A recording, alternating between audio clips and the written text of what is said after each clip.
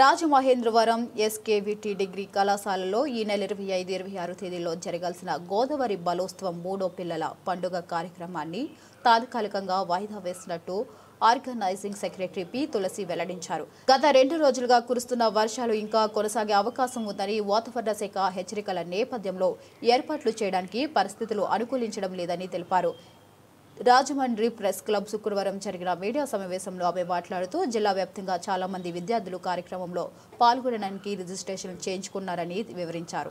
October 25-26 శని ఆదివారాలు అంటే రేపు ఎల్లుండి గోదావరి బాలోత్సవం మూడో పిల్లల పండుగ ఆర్గనైజ్ చేస్తున్నామని చెప్పేసి ఇప్పటికే ప్రకటించాము. దానికి నుంచి విస్తృతంగా రిజిస్ట్రేషన్స్ అవన్నీ కూడా రావడము, అట్లాగే మేము కూడా దానికి సంబంధించిన ఏర్పాట్లు ఇట్లాంటివన్నీ కూడా చేసుకున్నాం. రోజులు వర్షాలు కంటిన్యూ అవుతాయి, ఆదివారం వరకు కూడా కంటిన్యూస్ వర్షాలు ఉన్నాయని చెప్పేసి వాతావరణం చెప్తా ఉంది.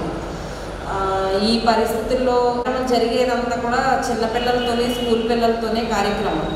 వర్షం వస్తే మన రాజమండ్రి పరిస్థితి ఎట్లా ఉంటుంది ఏంటనేది తెలుసు.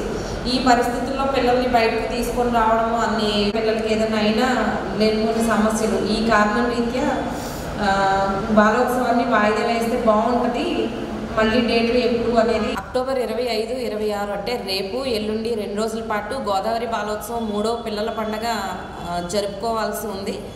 ఇప్పటికే చాలా స్కూల్స్ నుంచి విద్యార్థుల పేర్లతో రిజిస్ట్రేషన్స్ అవన్నీ కూడా వందల సంఖ్యలో పిల్లల పేర్లు అవన్నీ వచ్చున్నాయి. మేము కూడా దీనికి సంబంధించిన ఏర్పాట్లు ఇవన్నీ కూడా చేసుకోవడం జరిగింది.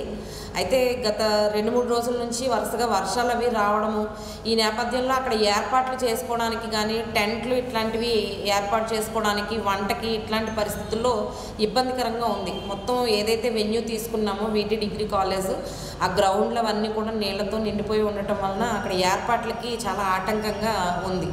అట్లాగే బయట కూడా వర్షాలు విపరీతంగా పడుతున్న నేపథ్యంలో స్కూల్స్ నుంచి పిల్లల్ని తీసుకొని రావడం అది కూడా కొంచెం ఇబ్బందికరమైన పరిస్థితి, ప్రమాదకరమైన పరిస్థితి. కాబట్టి ఈ బాలోత్సవం 2 రోజులు జరిగే డేట్లని భవిష్యత్తులో ప్రకటిస్తాము. అంటే వాయిదా వేయాలని చెప్పేసి అనుకుంటా ఉన్నాము.